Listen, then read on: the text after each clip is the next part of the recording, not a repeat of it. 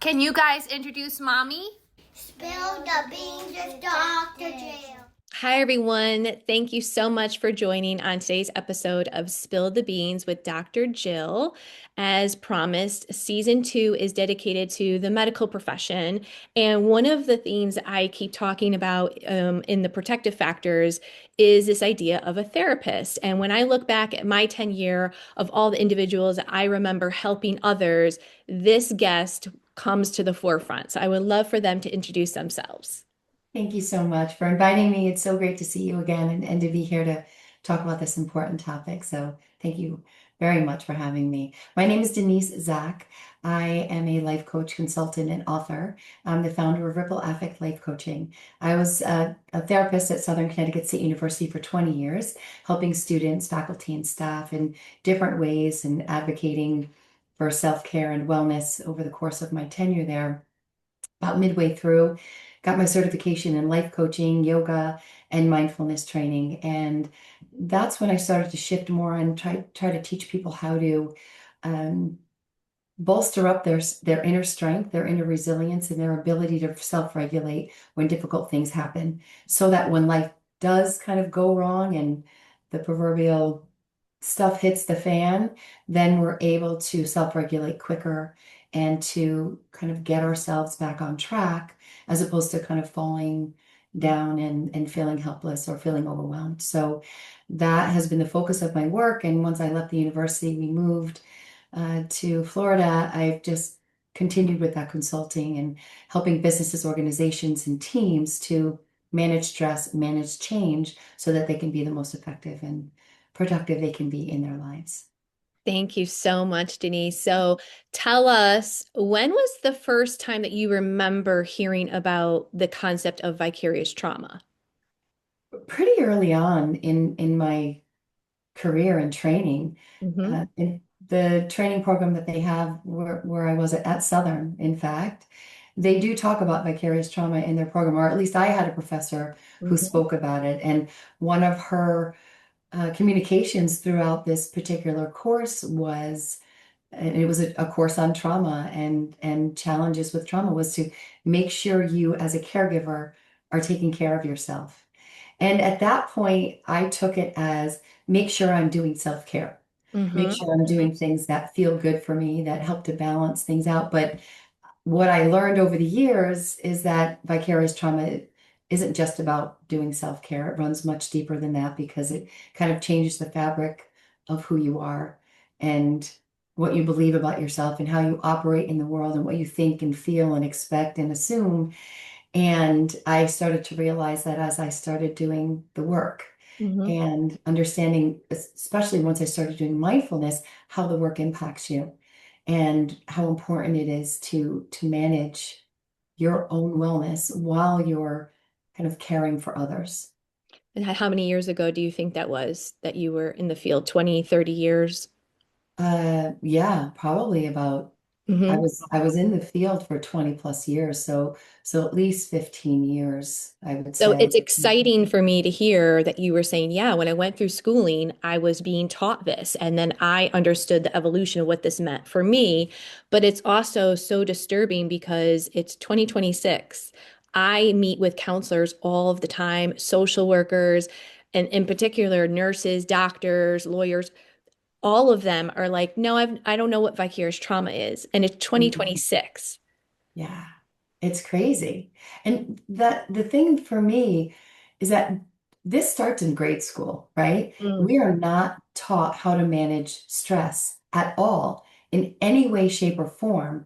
And that is the way that our society works, is kind of sweep it under the carpet, don't pay attention to it, pull yourself up by your bootstraps, and just keep going. Mm. And that's the messaging. And there's no acknowledgement that life is stressful and that sometimes maybe your family doesn't manage stress in the most effective way, and that's why you don't feel okay. And maybe Mhm. there's something you can do to change it. And we don't have any of that training in school. So it makes sense to me, unfortunately, that people would not understand what vicarious trauma is or what Mhm. it even is in Right. terms of how it impacts them. So yes, unfortunate, but I see how that can happen.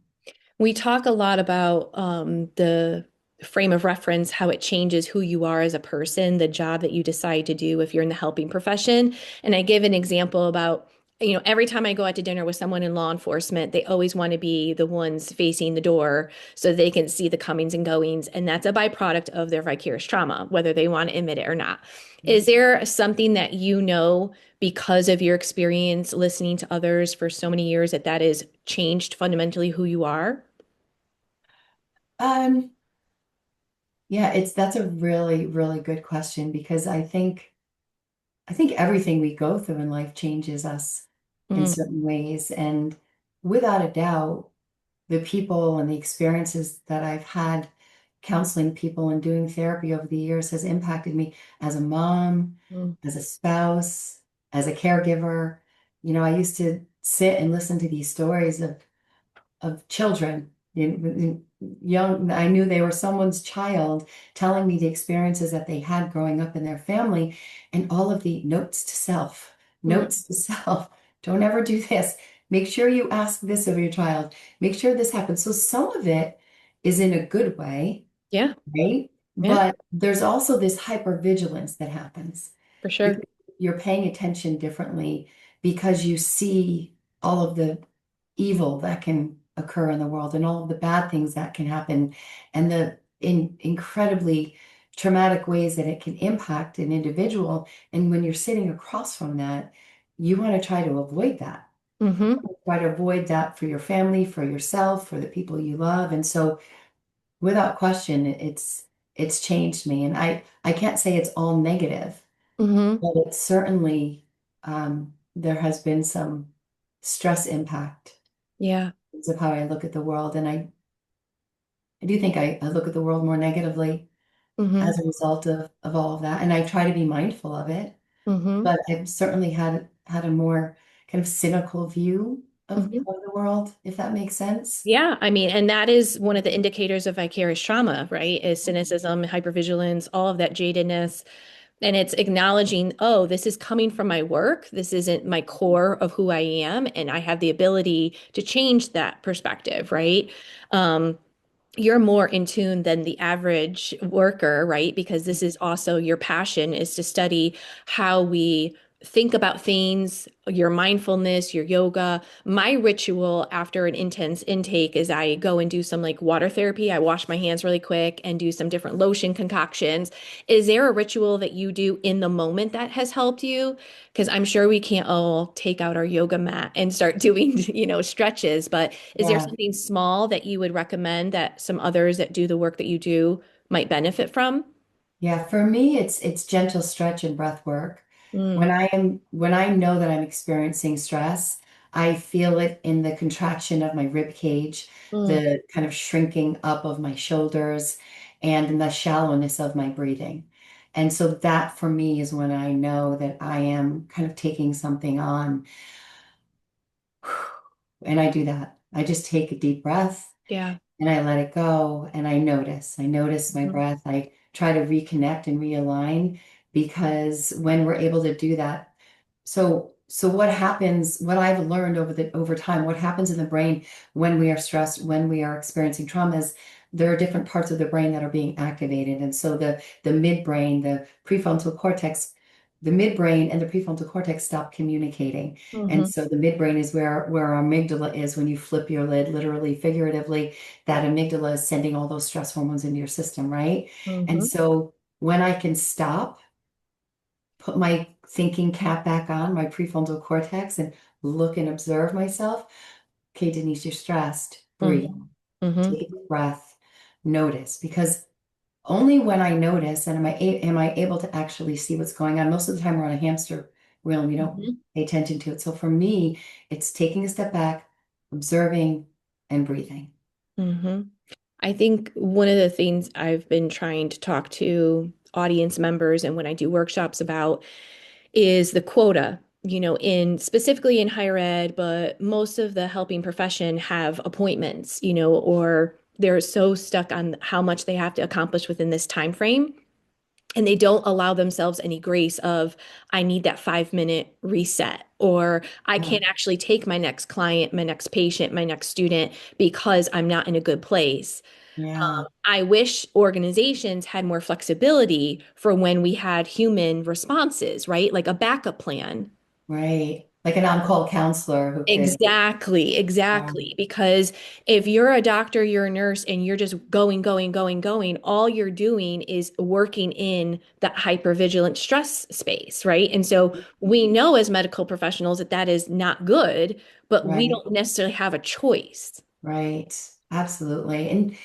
And feeling the pressure to always be on is one of the things that I think a lot of people who are in this field take on because they're supporting other people and they don't want to let anybody else down. And I will say that when I was at Southern, one of the beautiful things as a staff was that we very much checked in with Mm. each other and chatted with each other and talked about the importance of those 10 minutes in between clients and taking a walk and stopping for lunch and not eating lunch at your desk while you're doing your notes, but really taking that time for yourself and not just inside of work, but also outside of work. And Right. that those moments were critical. I like to do puzzles at my desk. So I have a separate desk and I have the puzzle pieces. And so when I need like a cognitive break, but I still need to be there and kind of do my breathing, I do my puzzles. And that works for me. And someone Yeah. had said, no, that would just give me more anxiety. And I'm like, right, well, Yeah. that's why it's you need to find what is best for you Right, for, right, for right. like nurturing your vicarious trauma. Because I think one of the questions I wanted to ask you, and I think I know the answer, but have you witnessed someone who stayed in the field, but they were burnt out? Oh, yeah. Yeah. Oh, gosh, yeah. Without question. So did you And feel like that was sad, or do you feel bad for them? Like what is that when you see that, what do you experience? yeah, I mean, and it took different forms. You know, for some people, I saw it as them being completely checked out and just kind of dialing in and not doing the work that they needed to do and almost doing a disservice to the client. For others, it was just kind of showed up as illness, chronic illness, and Yes. always kind of being sick and then it impacting their ability to be there, which put pressure on the rest of the department, Right. right? And or just constantly feeling haggard, being overwhelmed.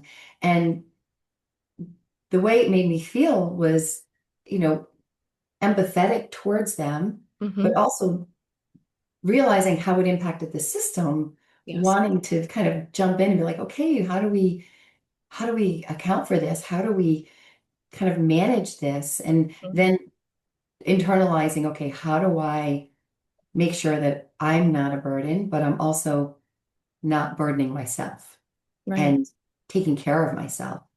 And so that was really hard too, Yeah. because I Yeah. had young children at the time, Right. talking about this. And it's hard because you always have to be on. Right. You don't get breaks. No. From a compliance standpoint, that's where liability is open, right? When you Yeah. are overworked, undersupported, not taking care of yourself or putting yourself first, that's Right. when mistakes can happen.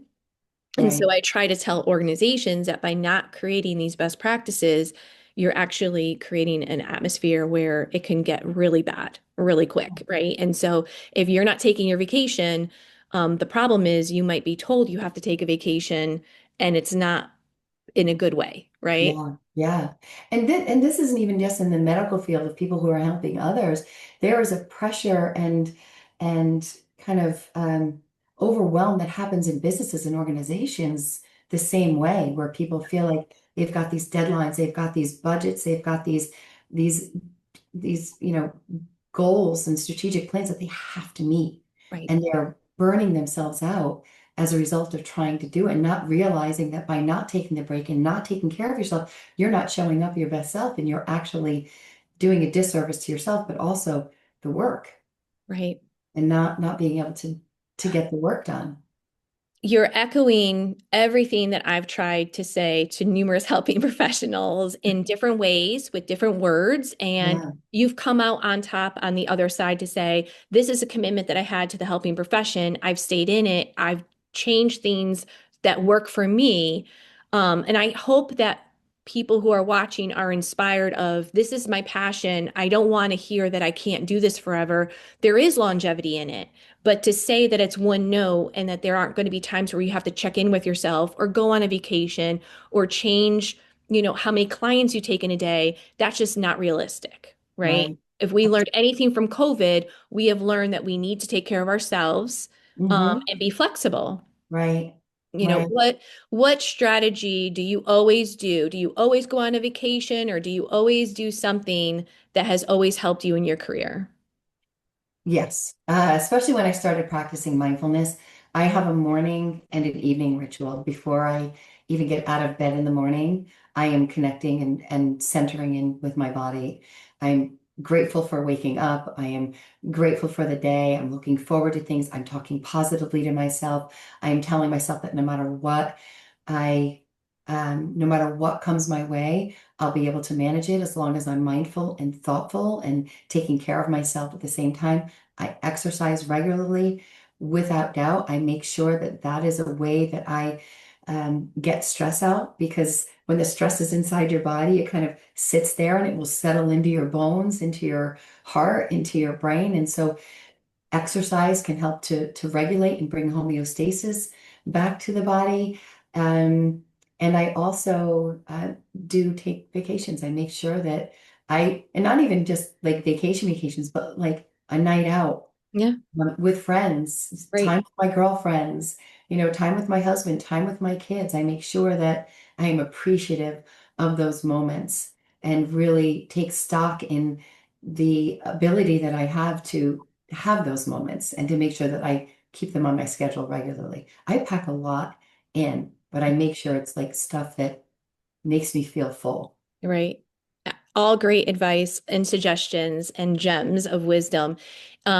Before we go to you spilling the beans with a mantra or advice for us, where can audience members find you? How can they stay connected to you and find the latest and greatest things that you're putting out there? Thank you. So my website is www.denisezacklifecoach.com, and Zack is spelled Zack. Um, you can find me on Instagram and TikTok, DZ Mindful Coach, and I'm also on Facebook. Same Okay. tag. Great. Yeah, yeah. So, and I have the beginning of March, I have a new 8-week mindful series starting, and people are welcome to join that. You can find that on my website. More information about it there, or reach out to me. Amazing. Yeah, Thank me. you so much. So we are going to end with you spilling the beans. Do you have a mantra or any advice you want to leave us with? Yeah, the thing I always tell people, there's two things actually. One is We'll change take your mind. both. Yeah. One is change your mind, change your life. If Mm, you're able to change how you think and how you operate in the world, you will change everything around you. Because what we believe becomes our lens through which we see everything in the world. So change your mind, change your life, and be where your feet are. mm.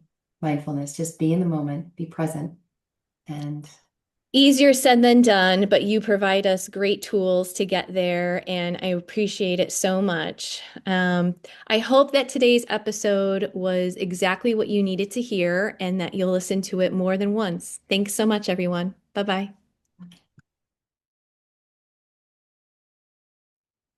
Well, thanks for watching today's episode with Denise Zack and her amazing ability to speak into existence what I've been trying to tell everyone about vicarious trauma.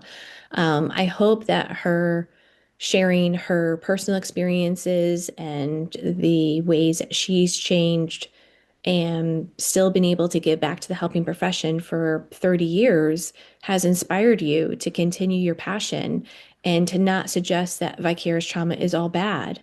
I love those gems because that's echoing everything that I also agree with. Um, One of the things that I remember about Denise is that not only is her presence very welcoming and warm, but her environment. And I loved that she was able to show us a little glimpse of her, what I am perceiving to be her office area. You can see that she has bright colors that give her joy and an environment that's calming to her and that it's really for herself. And when you get to a place in your profession where you can make decisions because it is what is best for you, that to me is real success. So that's what I strive to as well. She did mention that she's starting a new workshop on Monday, and I'm looking to hopefully involve myself in that as well. Like I would love to enroll and bring back to you some information that might be helpful. These grounding techniques, the mindfulness, all of that are things that nurture your self-care, but also manage your vicarious trauma and prevent burnout. So, full circle today with our amazing guest, Denise Zack. Internally grateful to share conversation with another colleague who not only practices what she preaches, but could be a great resource for us all. So I leave you with that. Be where your feet are. I love it. Thanks so much. Bye bye.